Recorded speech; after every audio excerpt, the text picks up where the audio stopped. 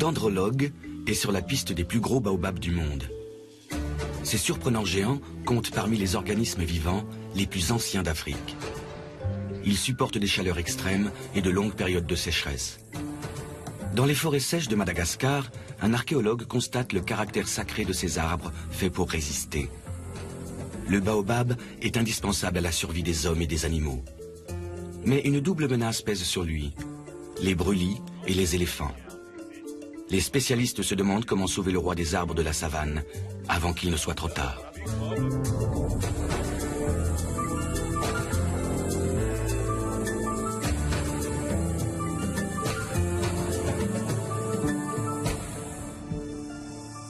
Ramili Sonina est archéologue. Depuis plusieurs années, il étudie les baobabs de Madagascar.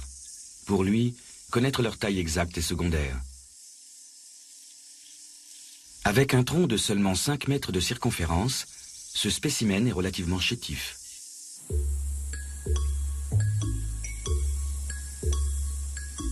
Le chercheur s'intéresse à l'histoire des baobabs. On en recense 6 variétés sur l'île de Madagascar. Un record. Depuis toujours, le baobab est l'emblème de la culture malgache. Archéologiquement, moi je trouve que la présence de quelques pieds de baobab que nous voyons ici est très significatif. Pourquoi très significatif? Parce que là, on peut dire que le baobab fait partie des ancêtres de la forêt ici, et ça fait partie aussi des ancêtres des Malgaches, parce que même le nom baobab veut dire Rényal, ça veut dire c'est la mère de la forêt. Donc, mère de la forêt, bien sûr, mais aussi la mère des gens, de la population sur cette région, parce que le baobab, ça aide beaucoup les gens sur cette région.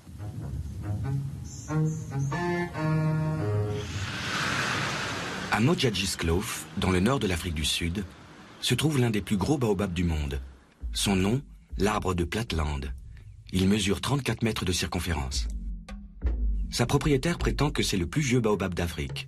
Il aurait 6000 ans. D'anciennes inscriptions gravées sur les troncs témoignent de l'âge canonique de certains spécimens. Toutefois, l'arbre de Platland a lui été évalué à 800 ans ou plus. Notre expédition nous conduit dans la réserve de Makulu Makete, située dans le nord de l'Afrique du Sud. Jane Philippe, la propriétaire, a invité le professeur Adrian Patrout, un spécialiste roumain des baobabs, à venir examiner un de ces arbres malades. Son baobab le plus majestueux a perdu une branche. Le processus de décomposition est enclenché. Adrian Patrout fait le bilan des dégâts. Même le tronc est touché. C'est peut-être un signe de vieillissement.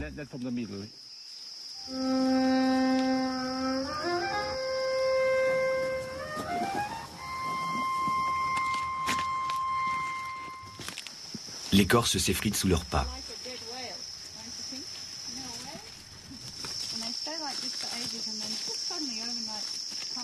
Il y a 6 mois, Jane Phillips s'était absentée quelques jours. À son retour, l'arbre avait perdu sa branche.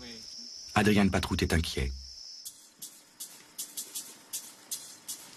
Pour examiner la cassure, il pénètre au cœur du baobab.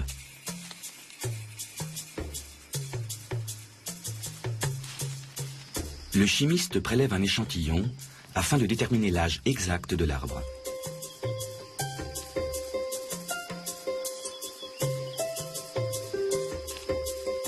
L'analyse pourrait confirmer que ce géant a peut-être atteint l'âge limite de son espèce.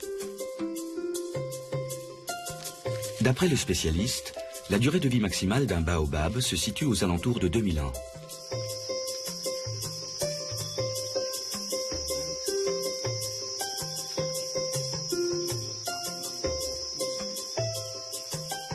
Selon des estimations antérieures, le géant de Makulu Makete aurait au moins 1200 ans. S'il mourait, l'Afrique perdrait l'un de ses plus vieux arbres.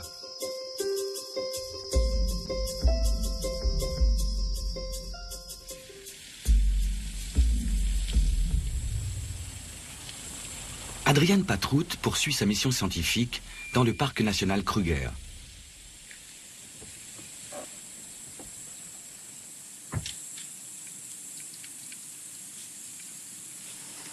Avec Diana Main, une collègue sud-africaine, il veut identifier les facteurs environnementaux spécifiques auxquels sont soumis les baobabs.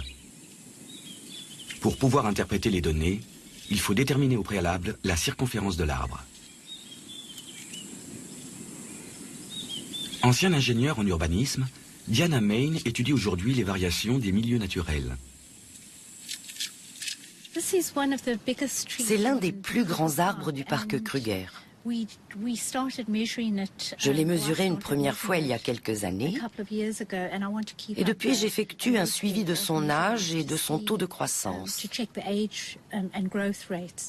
Nous constatons que beaucoup de grands arbres comme celui-ci qui mesure un peu plus de 17 mètres sont très malades.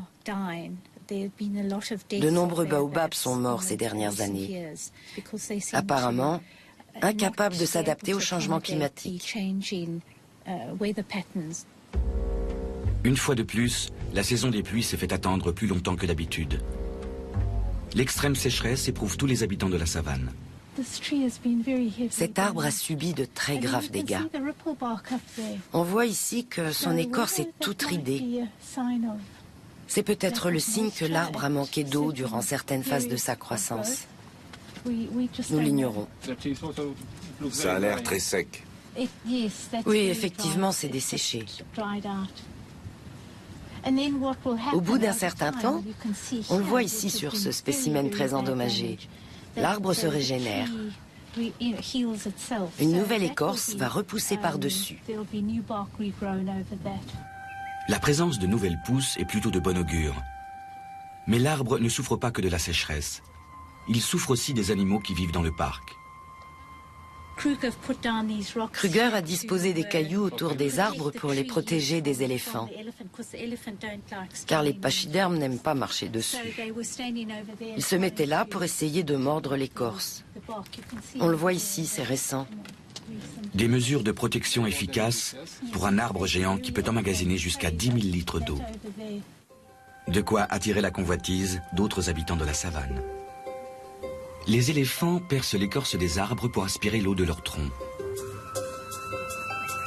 Pour étancher sa soif lors de ses longues migrations, un éléphant a besoin d'environ 100 litres d'eau par jour.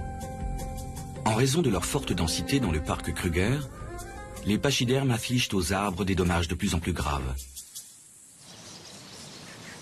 8 variétés de baobab ont été recensées à travers le monde. Une en Australie, une en Afrique et 6 à Madagascar. La forme, la taille et les fruits des espèces malgaches offrent des différences très marquées.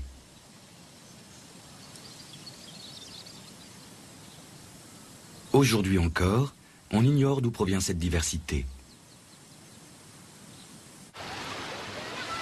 La région du littoral occidental de Madagascar abrite à elle seule 3 espèces endémiques de baobab. Mais comment sont-elles arrivées jusqu'ici ? Ramili Sonina, l'archéologue, a sa théorie. Il dessine le supercontinent du Gondwana sur le sable. Il y a environ 165 millions d'années, celui-ci s'est morcelé en plusieurs blocs continentaux, modifiant ainsi la configuration de la Terre. Madagascar est devenue une île dotée d'une flore et d'une faune bien particulières. On suppose que cette région a toujours été très fertile, ce qui a favorisé l'implantation d'espèces venues des 4 coins du monde.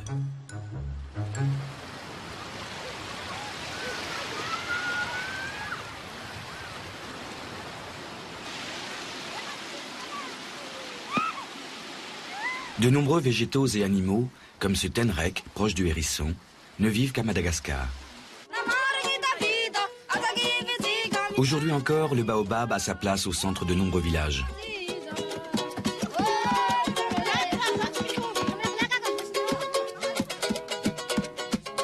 Ses multiples utilisations lui ont valu le surnom d'arbre de vie. Ses fruits nourrissants sont vendus partout et ses vertus célébrées dans des chants populaires.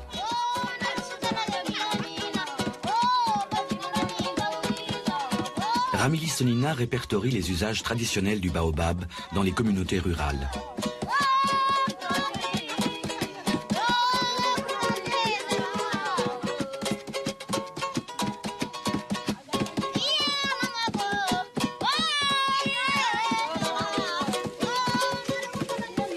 Le tronc et l'écorce, mais aussi les fruits, stockent une eau vitale en cas de longue période de sécheresse. Sur la côte occidentale, les températures peuvent grimper jusqu'à 45 degrés.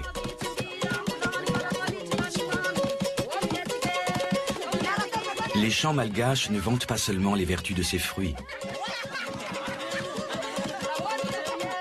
L'ombre qu'ils dispensent offre également une protection contre la chaleur de la mi-journée.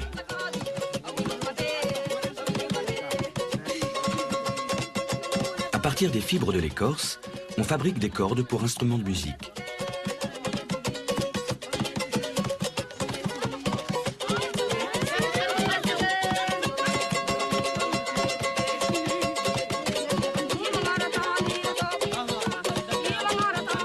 Les hommes profitent des nombreux atouts du baobab. Il fait aussi le bonheur des orchidées et des oiseaux migrateurs.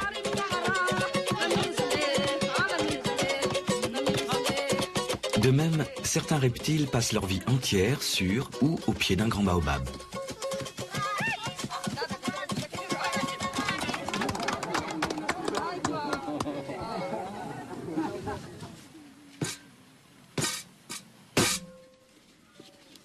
La pulpe du fruit est un encas rafraîchissant.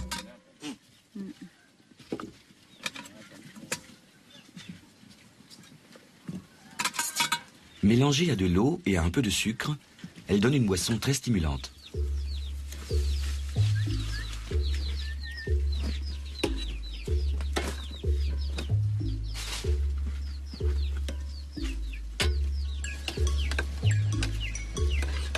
Riche en vitamine C, elle contient d'importants minéraux, comme le calcium.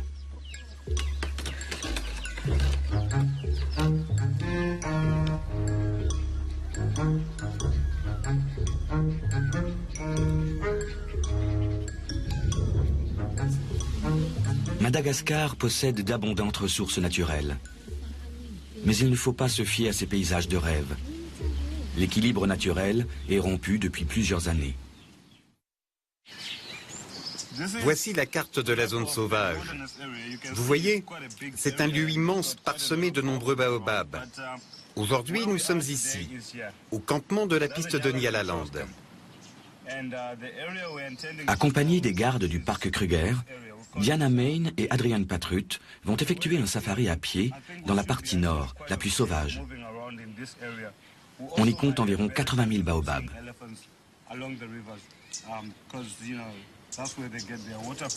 Leur mission, faire l'inventaire d'un lit de rivière asséchée.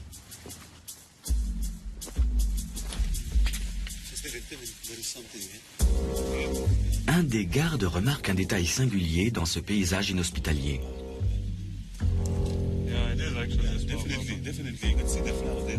Un petit baobab pousse au milieu d'un gardénia. Cette symbiose avec l'arbuste protège le baobab des prédateurs, tels que les éléphants ou les gazelles. Des traces indiquent que cette protection naturelle n'a pas été efficace. Ce baobab pourrait avoir pas loin de 100 ans.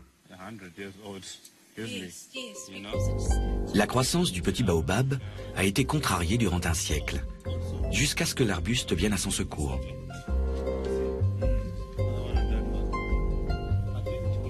En comparaison, cet arbre, épargné par les prédateurs, a sensiblement le même âge.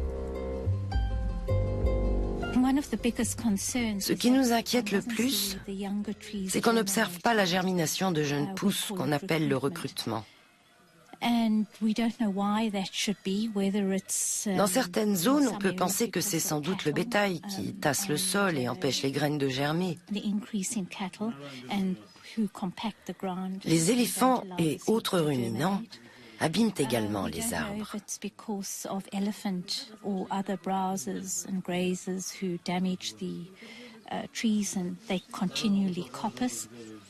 C'est peut-être aussi dû au changement climatique.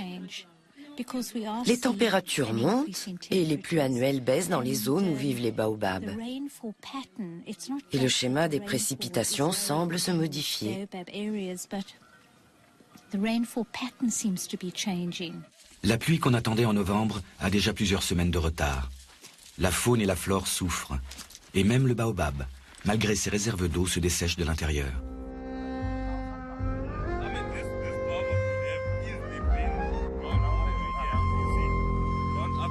un des géants s'est effondré.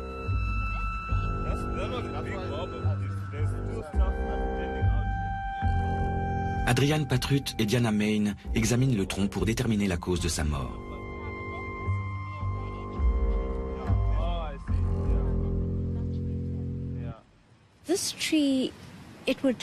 Cet arbre s'est affaissé de l'intérieur. Les fibres du tronc, structurellement affaiblies, n'étaient plus en mesure de supporter les branches de l'arbre. Mais cela ne nous indique pas si des éléments pathogènes sont à l'origine de ce dépérissement. D'après les gardes, ce sont les dégâts causés par les éléphants qui ont tué l'arbre.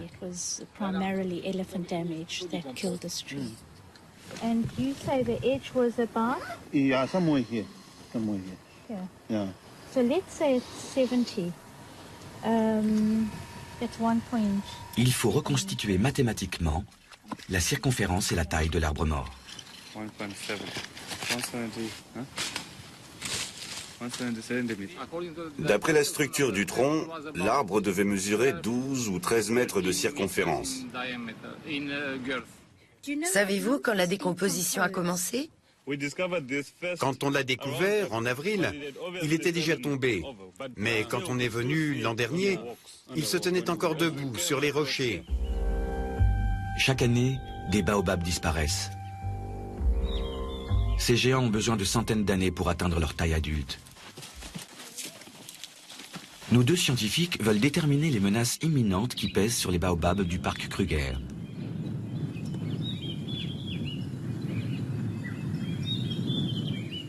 Le décamètre est un outil indispensable.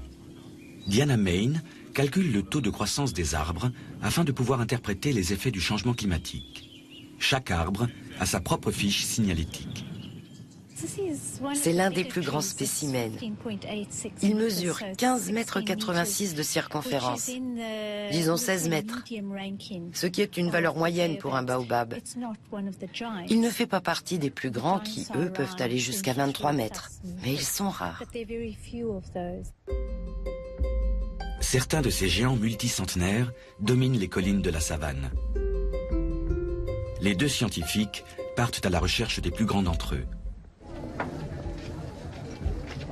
Morondava, dans l'ouest de Madagascar. Sur le marché, on vend des fruits, des légumes et de la viande de la région. Ramili Sonina, l'archéologue, se met en quête de produits traditionnels issus du baobab. Sa première trouvaille est de la fibre de baobab.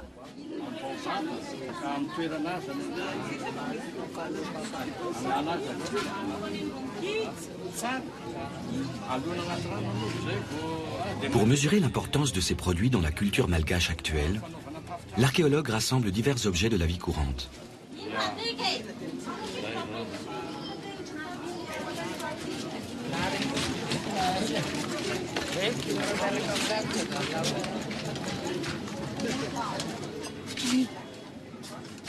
Cette femme vend des plantes médicinales. On prête au baobab des vertus de guérison. Écorces, racines, fruits et fleurs aideraient à combattre les inflammations, les maladies de peau, la douleur et même la malaria. Dans un des pays les plus pauvres du monde, la médecine naturelle joue un rôle primordial. Les ressources naturelles d'un arbre sont plus importantes que sa beauté. C'est une fibre de baobab. Donc les gens, ils ont vendu ça au marché et ici les gens viennent l'acheter. Donc ils ont besoin pour faire des cordes, pour attacher les parkas de toits de maison, etc., etc. Mais ils ont besoin aussi de cette fibre pour la couverture de maison ou bien pour le mur. Bon, ça c'est la fibre. Mais par contre, ça c'est une écorce à l'extérieur. Donc ils vendent et ils l'achètent parce que ça c'est des médicaments. C'est pour avoir du calcium. Donc ils achètent ça, c'est-à-dire ils le préparent comme la tisane, ils le boivent et c'est du calcium. Mais le baobab n'a pas encore livré tous ses secrets.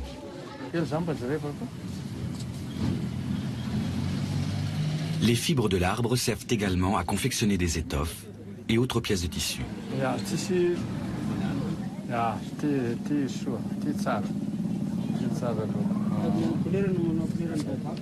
Aujourd'hui, les textiles sont principalement fabriqués à la machine et ont une qualité similaire à celle du coton. L'écorce du baobab est une matière première très demandée.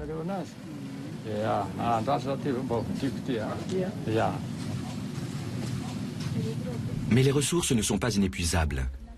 Plus de 90% de la forêt primaire de l'île a déjà été détruite par les brûlis et l'érosion. Les habitants prétendent que ce baobab était mort avant d'être abattu, mais cela semble peu probable.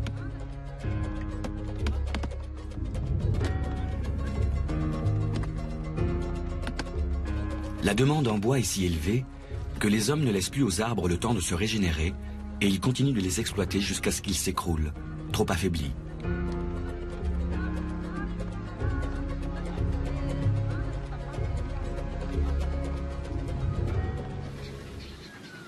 Les baobabs disséminés dans les champs et les pâturages autour de Morondava offrent un spectacle grandiose. Ce paysage évoquerait presque un écosystème intact.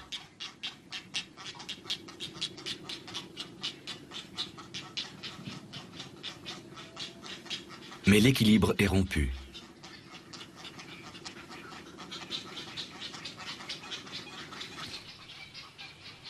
Le baobab a un concurrent redoutable, le riz.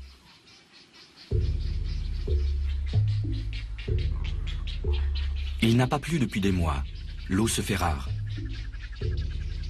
Et le riz est très gourmand en eau. Pour beaucoup de paysans malgaches, la riziculture constitue une importante source de revenus.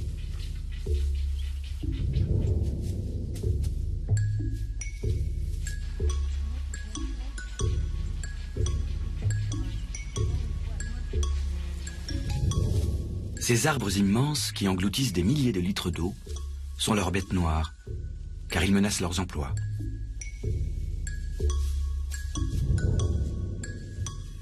Autour de cette petite allée bordée de baobabs s'étendait autrefois une forêt entière. Des milliers d'arbres ont été sacrifiés au profit de la culture du riz. Seulement 300 ont été épargnés et ils font désormais l'objet de tous les soins.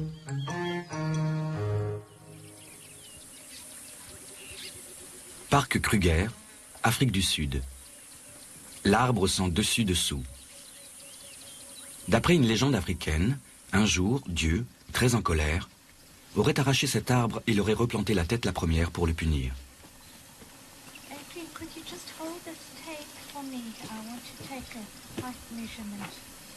En fait, ces puissantes racines sont bien implantées dans le sol.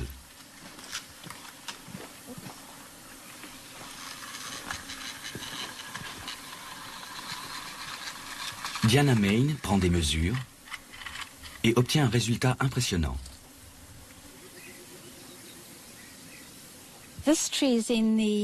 Cet arbre fait partie de la classe des géants, c'est-à-dire des plus de 25 mètres, à quelques variations près selon l'époque de l'année où on effectue la mesure. À notre connaissance, c'est le plus grand arbre du parc.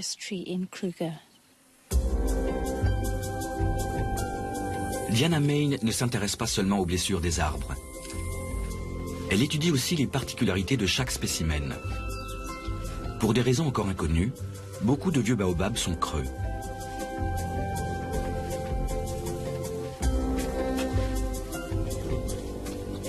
En entrant, elle effraie de paisibles habitants, des mythes.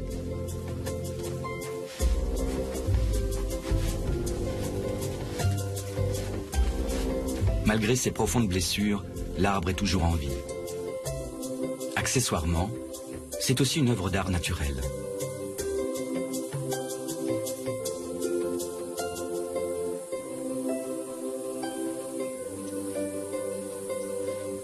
Un arbre miraculé qui a triomphé de tous ses ennemis durant 1 millier d'années. Les éléphants n'ont ni indulgence ni respect pour l'âge. Les pachydermes sont réputés pour leurs accès de fureur destructrice. Surtout dans le parc Kruger, où leur nombre a augmenté de façon alarmante.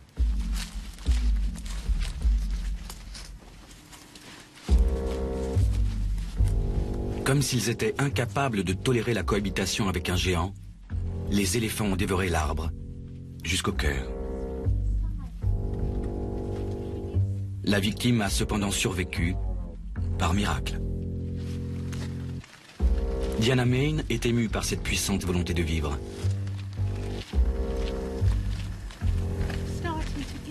Il commence à faire de nouvelles feuilles.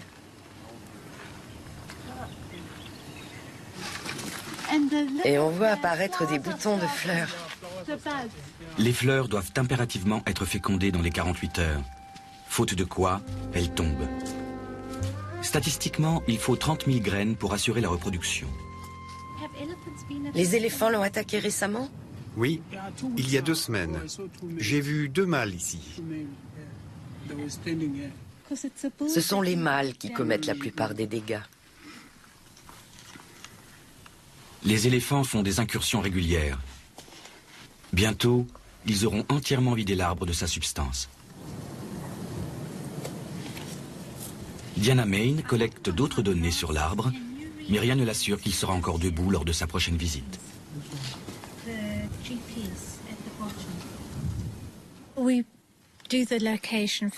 Nous commençons par localiser l'endroit précis avec un GPS, puis nous déterminons l'altitude. Ensuite, nous mesurons la circonférence et la hauteur de l'arbre.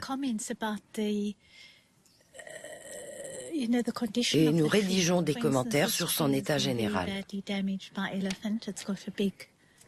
Par exemple, celui-ci a été très abîmé par les éléphants. Il a un trou énorme. Et pourtant, il produit beaucoup de feuilles, de cosses et de bourgeons. Ce sont les petites boules vertes que vous voyez là. Un roi de la survie. C'était par terre, arraché par les éléphants. Adrian Patrut a trouvé une pièce à conviction. Où l'avez-vous trouvé? Par terre? Ils viennent encore manger ça. Pauvre arbre.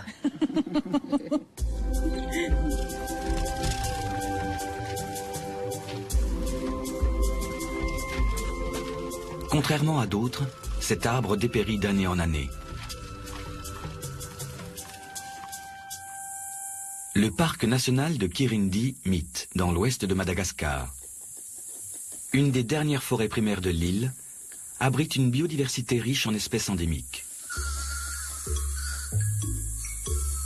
Des baobabs poussent dans les sous-bois de cette forêt sèche, à la grande joie des lémuriens et d'autres animaux.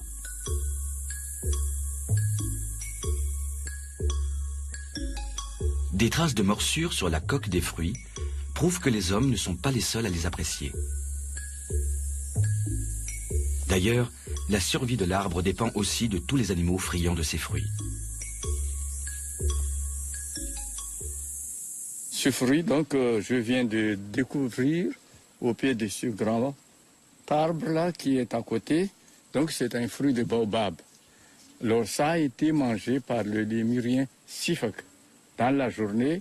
Et puis, ce qui reste de lémurien était tombé par terre, comme ça. Et la nuit, il y a les rats et le risque qui viennent manger le fruit à l'intérieur. Et là, on voit bien les dents de lémurien, ensuite les dents des rats qui a mangé l'intérieur, les fruits à l'intérieur.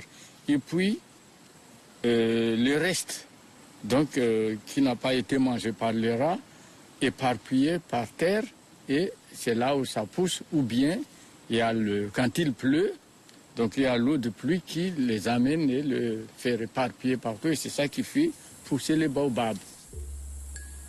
Une information capitale, car le processus de reproduction des baobabs est encore mal connu.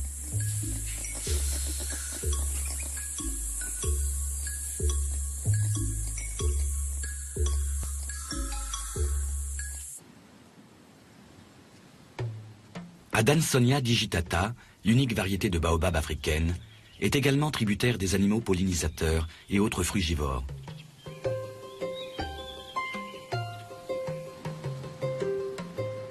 La mue d'un mamba montre que les reptiles y élisent eux aussi domicile. Il n'est pas rare que des insectes passent toute leur vie sur un arbre. Les abeilles fécondent les fleurs et produisent du miel de baobab. Arbres et animaux vivent en parfaite harmonie. Diana Main est autant impressionnée par cette ingénieuse association entre les différents habitants de la savane que par les géants eux-mêmes. C'est un écosystème unique en son genre. C'est une excellente illustration de ce qu'est un arbre de vie. Cette cavité, par exemple, peut servir à une chouette ou un hibou. Je crois qu'une chouette effraie niche ici. Là, on aperçoit des nids d'alectos à bec blanc qui sont toujours orientés au nord ou à l'ouest. Il y a aussi des mammifères comme les chauves-souris qui jouent un rôle important dans la fécondation de l'arbre. C'est un arbre très dense. En plus des alectos à bec blanc qui font les gros nids qu'on aperçoit ici, le tisserand écarlate est également susceptible de nicher dans cet arbre.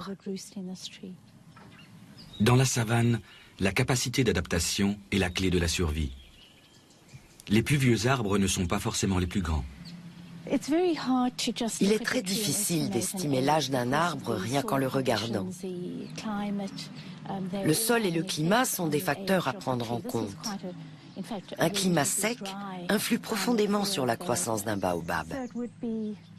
Il la ralentit.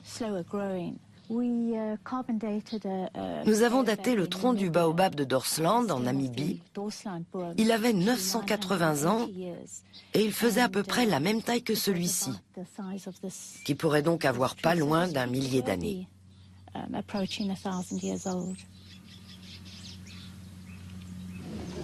Masque hydratant à l'extrait de baobab dans le village de Mangili à Madagascar.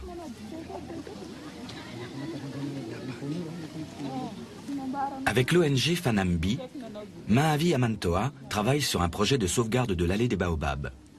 Sa mission, impliquer les quelques 400 habitants du village pilote dans la conservation des ressources naturelles locales. La population a tendance de changer le système d'utilisation des matériaux qui venaient des baobabs à l'époque. Ça peut être des fibres. Par rapport à ça, pour avoir des fibres, il faut écorcer les baobabs. Donc, à force d'avoir fait ça avant la saison de pluie, par exemple, ça donne plus la teneur du baobab. Il va moins résister à la pluie. Tout comme la sécheresse, un excès d'humidité peut nuire au baobab. Le changement climatique nécessite une remise en question des habitudes. Ça est devenu de ce jour à ce jour une grande importance capitale, la conservation de tous ces baobabs. Et les gens, par rapport aux matériaux, essaient de trouver une autre alternative de matériel pour s'en servir pour la construction de certains bâtiments, ou ça peut être des charrettes, ça peut être autre chose. Le projet de Fanambi est d'apporter aux habitants des revenus supplémentaires. Depuis des années, l'allée des baobabs attire les passionnés de nature du monde entier. La mise en place d'une infrastructure touristique pourrait procurer aux habitants des villages des revenus plus élevés que ceux de l'exploitation de leurs ressources.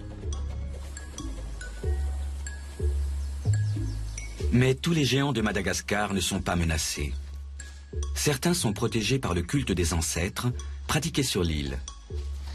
Ils sont considérés comme sacrés et inviolables, car selon la croyance, les âmes des défunts vivraient à l'intérieur. Depuis de nombreuses années, Ramili Sonina s'intéresse aux rites culturels qui entourent les arbres sacrés. Son nom s'appelle baobab amoureux, parce que là, il y a deux troncs. Donc, il y a le grand tronc, c'est la femelle, et le petit tronc au-dessus, c'est le mâle.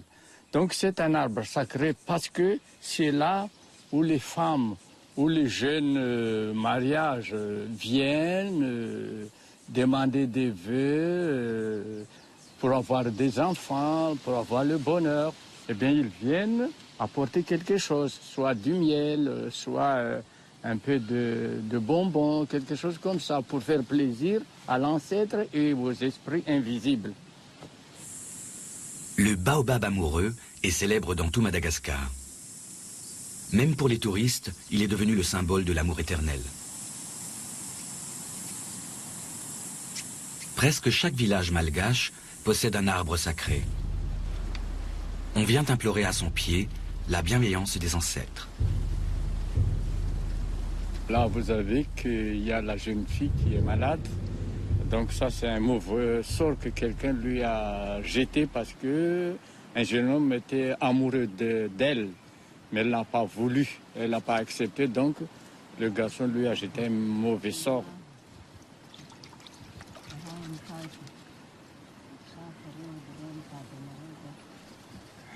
Bon, alors ce monsieur-là, le devin, il est responsable de 58 personnes.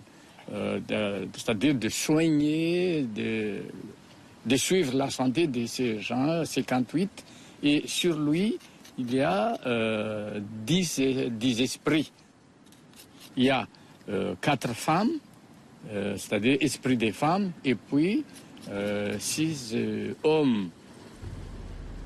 Les esprits reçoivent des offrandes, telles que des cigarettes.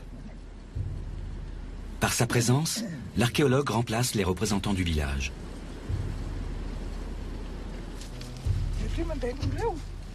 Et tout à l'heure, là, on a essayé d'évoquer les esprits. Bon, il y avait 3 qui sont venus.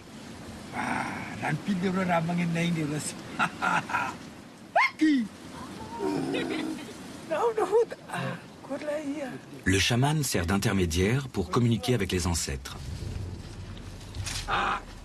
Lors d'une cérémonie imaginaire, les personnes présentes sollicitent en commun la protection des esprits.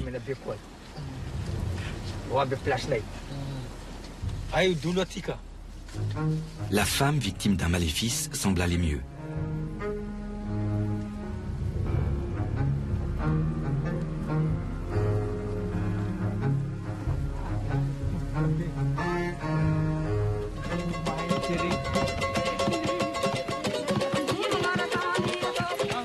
La culture malgache est profondément ancrée dans ses traditions.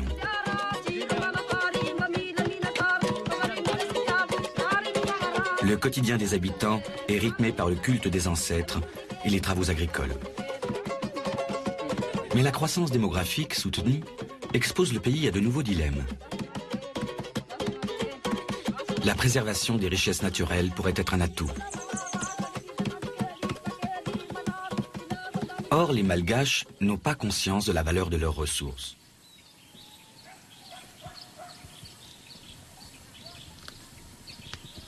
Un brûlis est en cours, détruisant l'habitat de la faune et de la flore.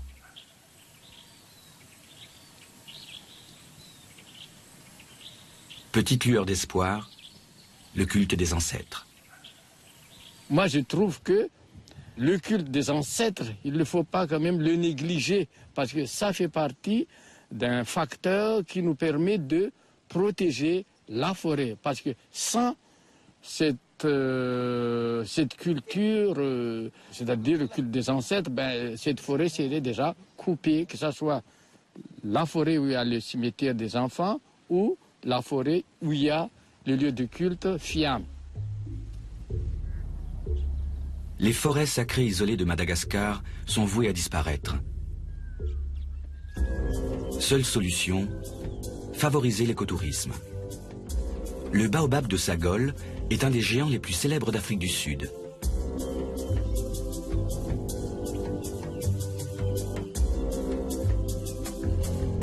Autrefois, des troncs, creux comme celui-ci, servaient d'entrepôt, de lieu de culte, et même de prison ou d'oubliette.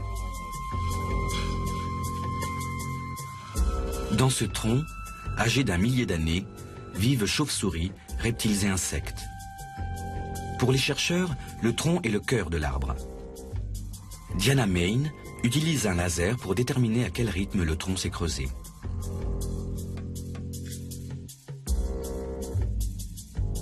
Les données recueillies l'informeront sur l'état et l'activité du géant.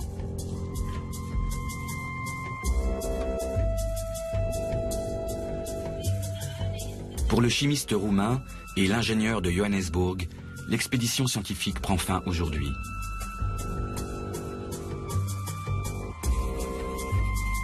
Leurs observations contribueront à mieux comprendre le mode de vie de ces géants millénaires.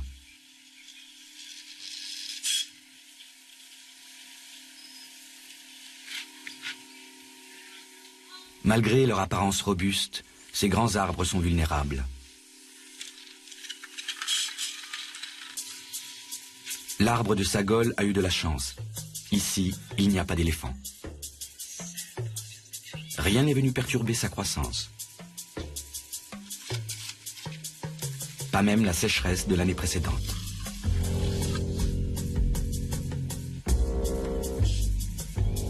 Par hasard, une des 30 000 graines a germé au bon moment, au bon endroit.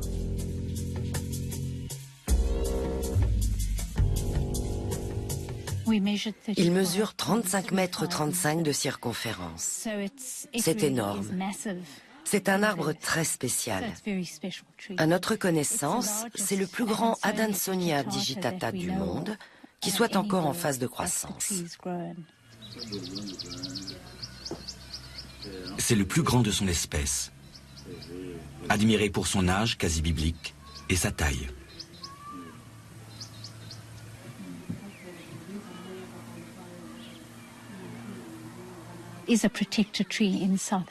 En Afrique du Sud, c'est un arbre protégé. Les villageois en prennent soin dans un but lucratif. Les arbres sont entourés par une clôture et il faut acheter un billet pour accéder au site. Le tourisme est encouragé. Il y a une aire de pique-nique et les gens viennent ici le week-end pour se détendre. Ils apportent de quoi manger et ils contemplent l'arbre. Un arbre, source de revenus. En Afrique du Sud, l'idée a fait son chemin, et pas seulement pour l'arbre de Sagol. C'est au tour des Malgaches de mettre en pratique leurs principes environnementaux, s'ils veulent que leurs enfants profitent encore longtemps de l'héritage de leurs ancêtres. Lundi, destination Potosi, en Bolivie. Une ville minière qui vit désormais du tourisme. Mais sans tarder, découvrons le making-of de la série Dans tes yeux, le tour du monde en 40 destinations de Sophie et Pongo.